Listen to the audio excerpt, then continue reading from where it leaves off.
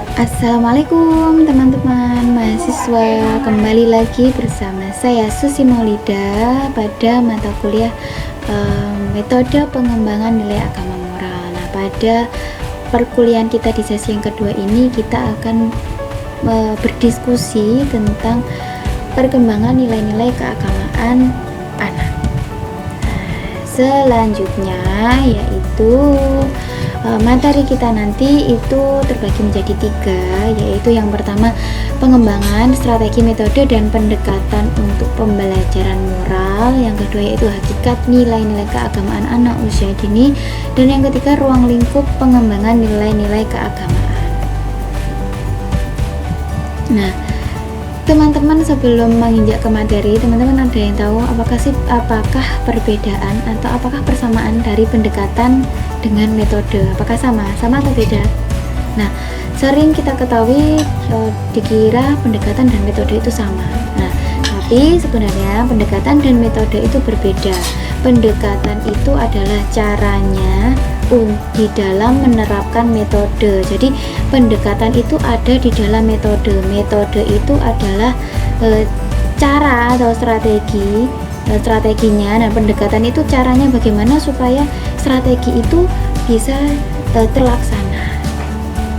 Selanjutnya yaitu teknik pemilihan pendekatannya. Yang pertama yaitu teknik pemilihan pendekatan untuk perkembangan moral dan agama ya. Yang pertama mencoba memahami tingkah laku anak, namun bukan setuju sepenuhnya. Nah, karena bukan si anak belajar pada orang dewasa, maksudnya anak yang mengikuti orang dewasa, tapi orang dewasa yang masuk ke dalam dunia anak. Jadi kita harus memahami ketika anak bertingkah laku, tapi bukan berarti setuju sepenuhnya ketika anak melakukan tingkah laku. Kita tetap sebagai orang dewasa mengarahkan. Yang kedua yaitu keteladanan itu lebih efektif daripada kata-kata, karena anak itu adalah si peniru ulung. Jadi anak itu adalah peniru orang dewasa. Jadi orang dewasa itu harus menjadi sosok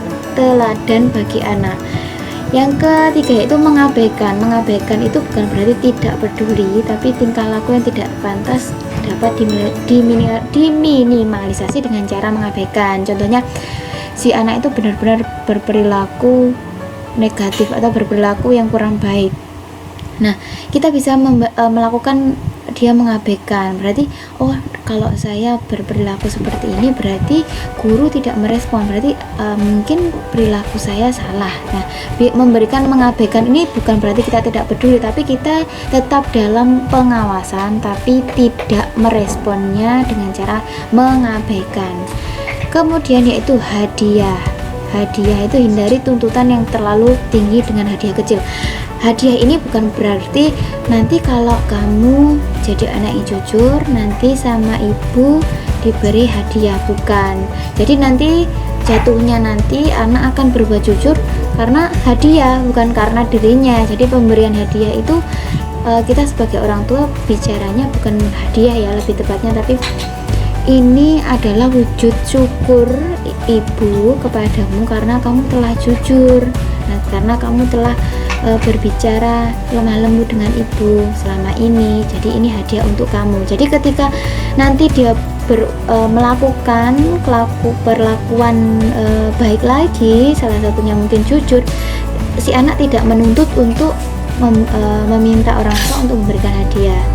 Kemudian mengalihkan perhatian dengan mengajukan pertanyaan lain atau melakukan kegiatan lain. Jadi kita memberikan beberapa pengalihan isu lah, pengalihan perhatian. Misalnya itu di situ mungkin lebih bagus atau lebih tertarik kamu nak. Nah, itu bisa jadi dilakukan. Kemudian perjanjian, yaitu membuat persetujuan antara guru dan anak sebagai motivasi. Nah, perjanjian ini lebih tepatnya kepada aturan ya, aturan dalam proses pembelajaran. Selanjutnya teknik pemilihan pendekatan yaitu yang pertama mengubah tingkah laku dengan membagi tugas dan melakukan secara bertahap. Nah, membentuk ini maksudnya kita mewujudkan tujuan dari proses pembelajaran. Kita mau membentuk anak itu dengan karakter yang seperti apa. Nah, karena kita ingin membentuk, maka kita harus mengubah tingkah lakunya yang dilakukan secara bertahap atau berproses. Kemudian yang kedua yaitu mengubah lingkungan rumah, yaitu mengubah lingkungan rumah itu membuat lingkungan ramah anak atau yang membuat anak itu betah di rumah itu bagaimana. Nah, kemudian yang ketiga memuji itu dorongannya cukup kuat dan dianggap penting dengan memberikan rasa percaya diri, tapi bukan memuji secara berlebihan. Memuji itu dilakukan bukan karena anak bersifat baik. Nah, memuji itu mungkin sebagai wujud reward kita, tapi bukan memuji yang terlalu mengagung-agungkan atau melebih-lebihkan atau sangat memuji si anak, tidak. Kemudian berikutnya itu mengajak anak untuk melakukan sesuatu dengan membangkitkan perasaannya. Jadi dengan melibatkan anak itu anak akan lebih mengenal masuk kepada batinnya, mengenal pada perasaannya. Selanjutnya itu memberikan tantangan yang efektif pada anak yang dianggap mampu. Jadi memberikan tantangan, kamu bisa nggak nak kalau hafalan misalnya surat Anas ya, misalnya untuk anak TK surat Anas bisa nggak? Nah, tapi kalau kita memberikan tantangan itu tetap disesuaikan dengan kemampuan si anak itu tadi, kira-kira mampu apa tidak kalau kita memberikan tantangan tersebut. Berikutnya yaitu teknik pemilihan pendekatan, yaitu menggunakan akibat yang wajar dan alamiah, yaitu membiarkan anak untuk belajar mengalami sendiri konsekuensi dari kesalahan mereka, yaitu biarkan apa yang dia lakukan itu dia mengetahui sebabnya apa ya, akibatnya apa, tapi secara wajar, bukan terlalu dibuat-buat, dan biarkan mereka mengalami sendiri, mereka mengalami resiko yang dia dapatkan apabila dia melakukan suatu kesalahan. Kemudian yang kedua yaitu sugesti, memasukkan suatu pikiran ke dalam jiwa anak. Kita sebagai orang tua memberikan beberapa sugesti sehingga masuk ke dalam jiwa anak, dan sehingga akan muncul pemikiran baru sesuai dengan sugesti yang kita berikan. Kemudian menggunakan permintaan untuk mengimbau anak melakukan sesuatu bagi orang tua. Ibu minta kamu bersikap lebih sopan lagi, atau Bu Guru minta kamu lebih bersifat penyayang kepada temanmu. Nah, kita memberikan meminta, bukan untuk menyuruh, tapi diganti kalimatnya lebih halus dengan cara meminta. Kemudian peringatan atau isyarat. Peringatan ini bersifat objektif, sedangkan omelan bersifat emosional. Jadi memberikan peringatan itu mengingatkan bukan berarti marah. Kalau omelan itu kan marah, kalau omelan berarti nanti jatuhnya kepada emosional.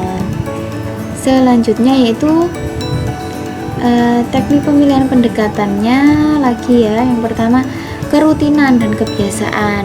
Nah, ini kalau kerutinan dan kebiasaan berkaitan dengan penerapan disiplin dan aturan yang konsisten. Kemudian yang kedua menghadapkan suatu problem, beritahu anak jika tingkah lakunya menimbulkan masalah. Ini berkaitan dengan sebab akibat. Dan memecahkan perselisihan. Jadi, kita libatkan anak untuk memberikan alternatif penyelesaian. Kira-kira kalau kamu mengalami masalah seperti ini, bagaimana caranya kamu menyelesaikannya, dan dorong anak untuk membuat alternatif pemecahannya. Selanjutnya itu menentukan batas-batas aturan. Batasan aturan itu harus jelas dan spesifik, dan kesepakatan aturan tersebut dipatuhi oleh kedua orang tua dan anak, bukan hanya anak saja, dan aturan itu bersifat konsisten. Memberikan hukuman itu bukan berarti akibat perbuatan anak yang tidak baik. Waktu hukuman diberikan segera saat anak melakukan kesalahan. Jadi suatu ketika anak itu mengalami kesalahan, misalnya anak mengalami sifat yang tidak disiplin, akibatnya nanti begini. Nah, anak kan akan tahu langsung saja kita berikan hukuman saat itu juga ketika anak tidak disiplin. Kemudian yang terakhir yaitu menggunakan pengendalian secara fisik. Nah, untuk pengendalian secara fisik ini, kalau dari beberapa tadi itu sudah dilaksanakan tapi tidak memberikan efek jera pada anak, maka orang tua itu boleh menggunakan pengendalian secara fisik. Tapi pengendalian secara fisik ini tunjukkan ketetapan hati dan bukan permusuhan, dan jelaskan bahwa orang tua melakukan pengendalian fisik ini karena orang tua sudah mengingatkan kamu berkali-kali tapi kamu mengabaikannya dan melanggarnya. Pada strategi pengembangan moral pada anak usia TKA atau usia 4-5 tahun, yang pertama menyiapkan yang kondusif dan edukatif. Ini berkaitan dengan proses pembelajaran dan lingkungan belajar. Kemudian kolaboratif dengan sesama penyelenggara pendidikan, yaitu bekerja sama. Siapa sih penyelenggara pendidikan anak usia dini itu? Mulai dari guru, orang tua, kepala sekolah, masyarakat, lingkungan. Nah, itu dilakukan kolaborasi. Bagaimana sih strateginya kalau kita ingin mengembangkan moral pada anak?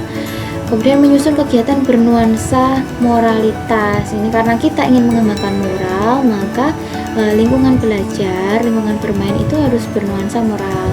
Kemudian menyusun program pembiasaan dalam menanamkan pendidikan moral. Jadi pendidikan moral itu efektif jika dilakukan melalui kegiatan-kegiatan pembiasaan, dan pembiasaan ini dilakukan secara berulang-ulang. Kemudian yang kelima yaitu lakukan penilaian proses pada perkembangan moralitas. Nah, pemberian penilaian ini berfungsi untuk evaluasi seberapa sih anak ini untuk pengembangan moralnya sudah berhasil atau belum ya, sudah sampai mana, atau dia masih mengalami kekurangan di perkembangan yang mana. Dan yang terakhir yaitu strategi pengembangan moral untuk bersosialisasi dari bermain soliter ke paralel. Jadi apapun perkembangannya, nanti tetap anak itu adalah yang diajarkan yaitu kemampuan bersosialisasi, karena kemampuan bersosialisasi ini akan berpengaruh kepada perkembangan berikutnya. Selanjutnya yaitu strategi pengembangan moral pada anak usia 5-6 tahun atau anak usia TKB. Untuk anak usia TKB ini strateginya yang pertama memberikan kegiatan yang menstimulasi kerjasama, toleransi, dan setia kawan. Ini berkaitan dengan apa? Materi sebelumnya berkaitan dengan resonansi moral atau pengetahuan kemoralan. Kemudian moral knowing ya. Kemudian yang kedua yaitu memberikan media pendukung yang membuat anak mampu bekerja sama. Nah, untuk melakukan kegiatan kerjasama ini pasti akan banyak perkembangan moral yang muncul, dan biasanya ini bisa digunakan dengan beberapa metode, seperti menggunakan metode pemberian tugas, metode unjuk kerja, metode proyek, bisa jadi. Kemudian bawa anak ke situasi nyata untuk mengenalkan pendidikan moral. Bisa jadi kita libatkan anak untuk terjun langsung bagaimana sih pendidikan moral, atau kita memberikan contoh secara langsung. Kemudian yang keempat, menyusun program kepemimpinan kelompok untuk penanaman leadership dan tanggung jawab. Nah, berkaitan moral ini untuk anak usia 5-6 tahun ini sudah pada ke tahap kepemimpinan dan tanggung jawab. Apabila dia melakukan sesuatu itu perlu kita tanamkan untuk karakter tanggung jawab dan kepemimpinan, karena sudah usia TKB atau sudah usia 5-6 tahun, nanti masuknya nanti langsung naik ke jenjang pendidikan dasar. Kemudian metode yang digunakan untuk pengembangan moral itu bisa bercerita ini dikaitkan dengan kehidupan anak, yang dikaitkan dengan pesan moral yang akan disampaikan. Biasanya kalau bercerita itu pasti ada tujuannya, bercerita ini tentang apa, dan di akhir cerita biasanya nanti pasti ada pesan moral yang diberikan. Kemudian yang kedua itu karya wisata, ajak anak untuk memberikan tanggapan terhadap apa yang mereka alami dan rasakan secara langsung. Jadi anak akan kebatinannya akan muncul, bagaimana sih kalau saya memperlakukan makhluk-makhluk ciptaan Tuhan, bagaimana saya mengamati langsung.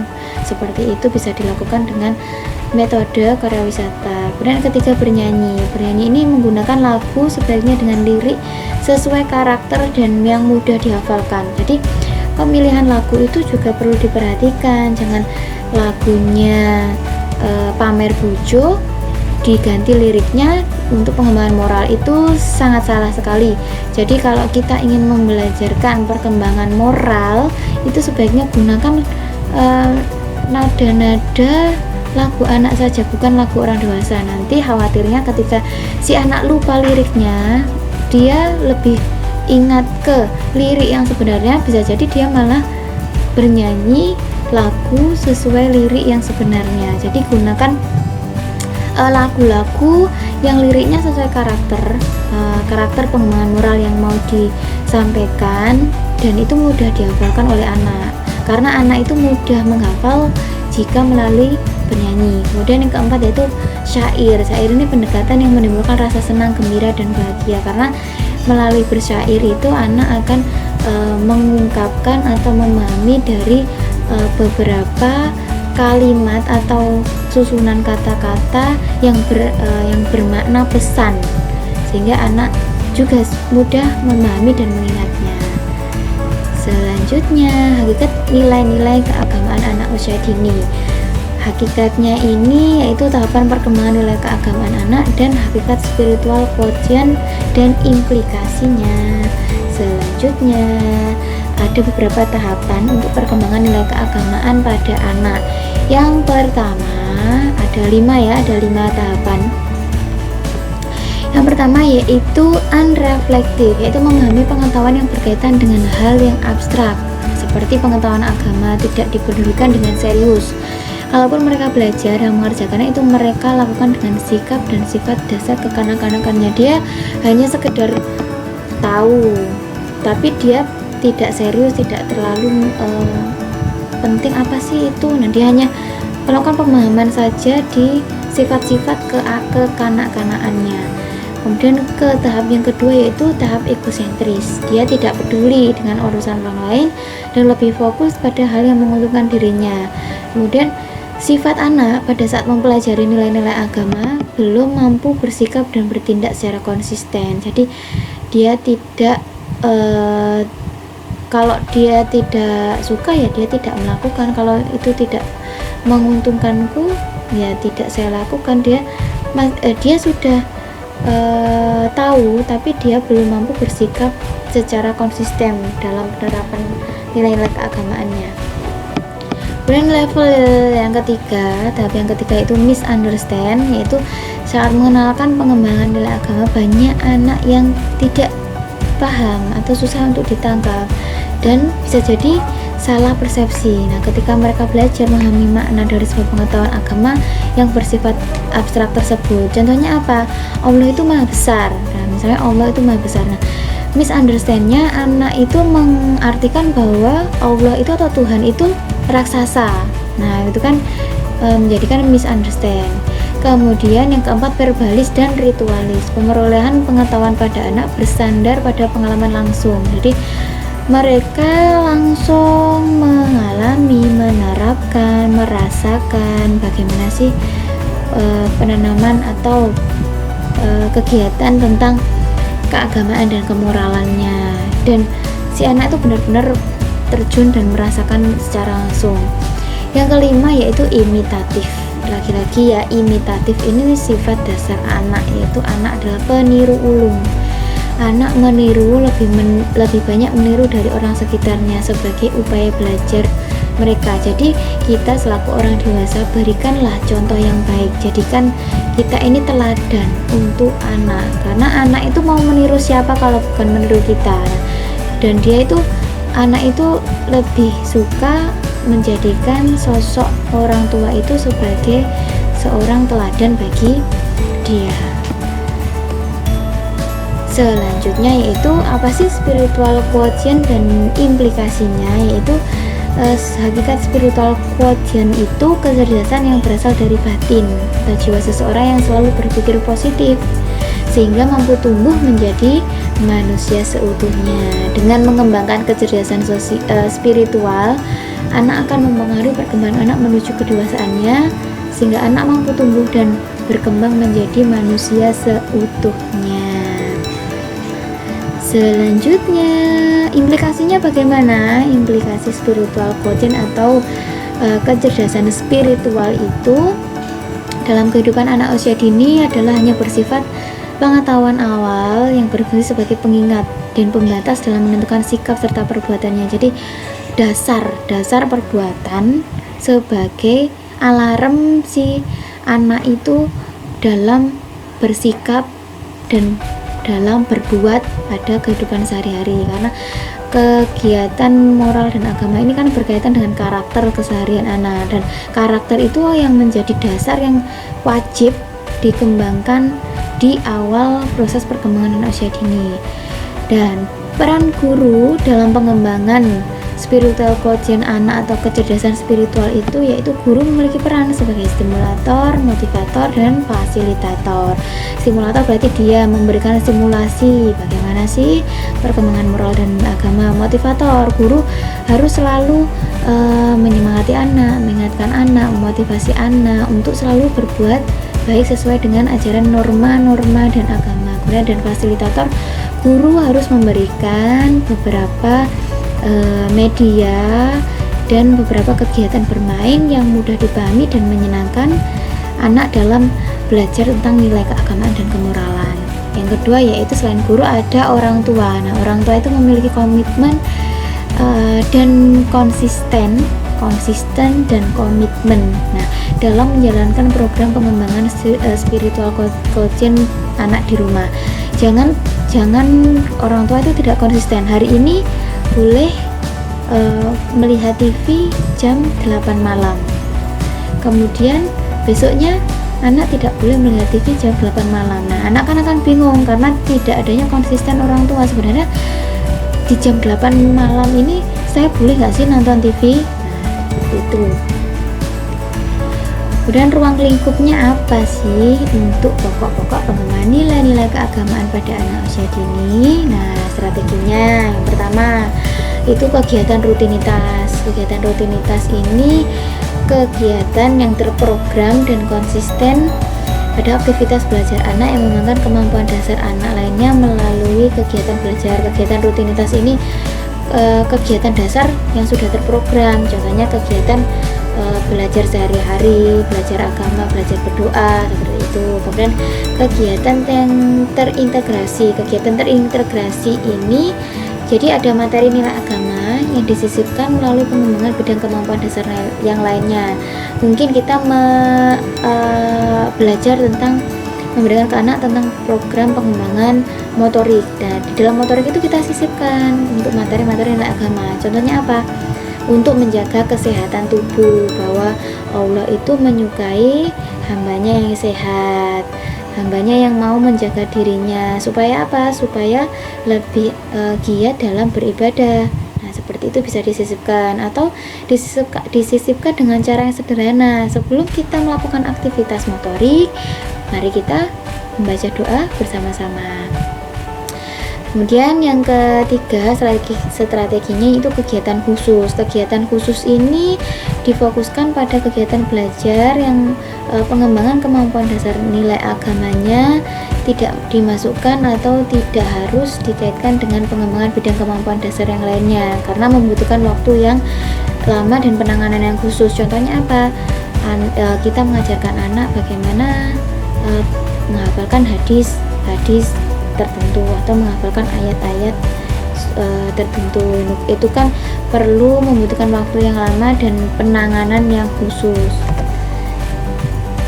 Berikutnya, jadi dalam proses pengembangan nilai agama dan moral itu pada prinsipnya ketika kita menanamkan dasar-dasar nilai agama itu sebaiknya menjadi suatu kebiasaan Nah, nanti akan menjadi kehidupan yang bernilai agamis. Jadi kita selaku guru taman kanak-kanak dituntut memiliki kemampuan profesional dan komprehensif, terutama dalam memilih dan menentukan metode dan pendekatan yang efektif.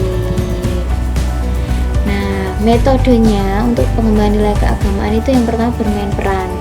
Bermain peran ini bagaimana kalau dikaitkan dengan nilai agama? Mungkin kita mengajak anak-anak untuk bermain peran tentang kisah Nabi. Misalnya, contohnya bermain peran tentang Nabi Ibrahim yang dibakar oleh kaum yang menentang Nabi Ibrahim. Nah, itu kan bisa dilakukan bermain peran. Atau kita bermain peran pergi berhaji. Nah, itu bisa jadi. Dan yang kedua, karya wisata. Karya wisata itu dapat dijadikan alat untuk mengenalkan kebesaran Tuhan, mengenalkan tempat ibadah, tempat bersejarah, dan lain sebagainya. Jadi kita biasanya riadoh ke Wali Songo, atau berkunjung ke Masjid Agung, atau kita berkunjung ke masjid, ke tempat-tempat sejarah yang lainnya. Berikutnya itu metode bercakap-cakap. Metode bercakap-cakap ini kaitannya dengan guru melakukan memberikan materi-materi atau memberikan suatu pengertian yang berkaitannya dengan kognitif, bahasa sosial, konsep diri, dan pengembangan nilai-nilai agama. Jadi seperti metodenya yang dilakukan oleh seorang ulama kepada santrinya, itu kan menggunakan metode bercakap-cakap atau metode lebih ke menyampaikan materi atau isi yang mau diberikan. Kemudian yang keempat, demonstrasi. Pendidikan demonstrasi ini sangat efektif dalam pengembangan moral keagamaan karena anak dapat mendengar, melihat, dan meniru cara-cara tertentu yang disajikan dari materi yang sedang diajarkan guru. Contohnya apa? Demonstrasi apa?